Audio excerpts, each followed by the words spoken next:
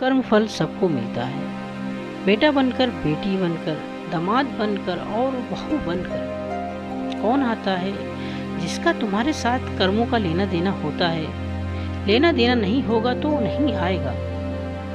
एक फौजी था, उसके माँ नहीं, बाप नहीं, शादी नहीं, बच्चे नहीं, भाई नहीं, बहन नहीं।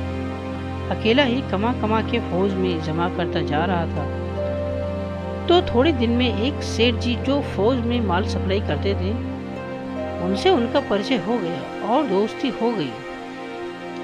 सेठ जी ने कहा, जो तुम्हारे पास पैसा है वो उतने के उतने ही पड़ा है, तुम मुझे दे दो, मैं कारोबार में लगा दूं तो पैसे से पैसा बढ़ जाएगा, इसलिए तुम दे दो। फौजी ने सेठ जी को पैसे दे दिया। सेठ जी ने कारोबार में लगा दिया। कारोबार उनका चमक गया, खूब कमाई होने लगी, कारोबार बढ़ गया। थोड़े ही दिन में लड़ाई लग गई। लड़ाई में फौजी घोड़ी पर चढ़कर लड़ने गया। घोड़ी इतनी बदतमीज थी कि जितनी जोर जोर से लगाम खींची उतनी ही तेज भागी। खींचते खींचते उसके गलफर तक कट गए, लेकिन वो दौड़कर दुश्मनों के गोल में जाकर खड़ी हो गई। दुश्मनों ने वार किया, फौजी भी मर गया, घोड़ी भी मर गई। अब सेठ जी को मालूम हुआ कि फौजी मर गया तो सेठ जी बहुत खुश हुए कि उसका कोई वारिस तो नहीं है। अब ये पैसा देना किसको? अब मेरे पास पैसे भी हो गया, कारोबार भी चमक गया, लेकिन लेने वाला भी नहीं रहा। तो सेठ जी बहुत खुश हुए। तब तक कुछ ही दिन के बाद सेठ जी के घर में लड़का पैदा हो गया। अब सेठ जी और खुश कि भगवान की बड़ी दया है, खूब पैसा भी हो गया, कारोबार भी हो गया, लड़का भी हो गया, लेने वाला भी मर गया। सेठ जी बहुत खुश। वो लड़का होशियार था, पढ़ने में समझदार था। सेठ जी ने उसे पढ़ाया लिखाया। जब वह पढ़ लिख कर बड़ा हो गया तो सोचा कि अब ये कारोबार संभाल लेगा, चलो अब इसकी शादी कर दे। शादी करते ही घर में आ गई बहुरानी, दुल्हन आ गई। अब उसने सोचा कि चलो बच्ची की शादी हो गई, अब कारोबार संभाल लेगा। लेकिन कुछ दिन में बच्चे की तबीयत खराब हो गई। अब सेठ जी डॉक्टर के पास, हकीम के पास, वैद्य के पास दौड़ रहे हैं। वैद्य जी जो दे रहे हैं, दवा खिला रहे हैं और दवा असर नहीं कर रही है। बीमारी बढ़ती ही जा रही, पैसा बर्बाद हो रहा है और बीमारी बढ़ती ही जा रही है। रोग कट नहीं रहा है, पैसा खूब लग रहा है। अब अंत में डॉक्टर ने कह दिया कि ला इलाज मर्ज हो गया, इसको अब असाब रोग हो गया, ये बच्चा 2 दिन में मर जाएगा। डॉक्टरों के जवाब देने पर सेठ जी निराश होकर बच्ची को लेकर रोते हुए आ रहे थे। रास्ते में एक आदमी मिला। कहा, अरे सेठ जी क्या हुआ, बहुत दुखी लग रहे हो। सेठ जी ने कहा, ये बच्चा जवान था, हमने सोचा बुढ़ापे में मदद करेगा।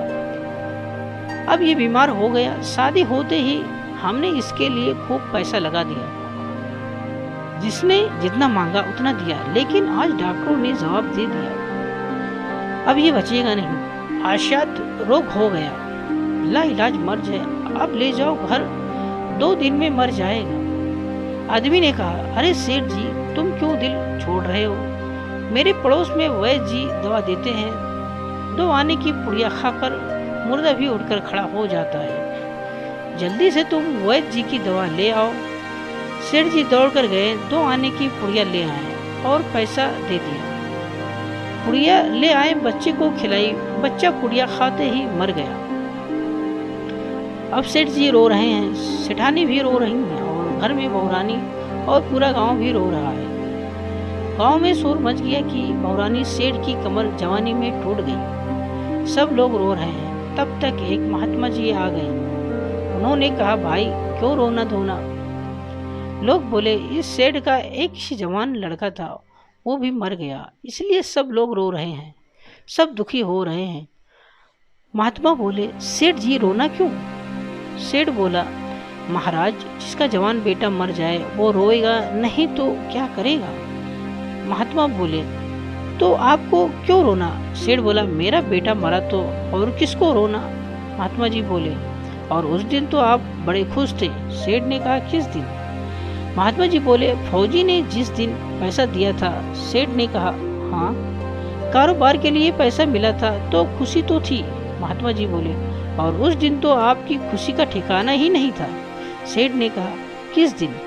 महात्मा जी बोले, अरे जिस दिन फौजी मर गया।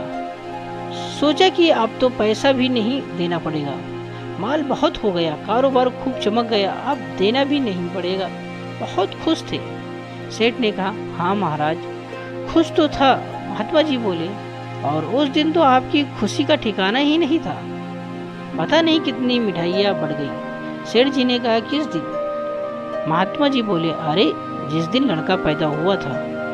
सेठ जी ने कहा, महाराज, लड़का पैदा होता है तो सब खुश होते हैं, मैं भी हो गया तो क्या बात?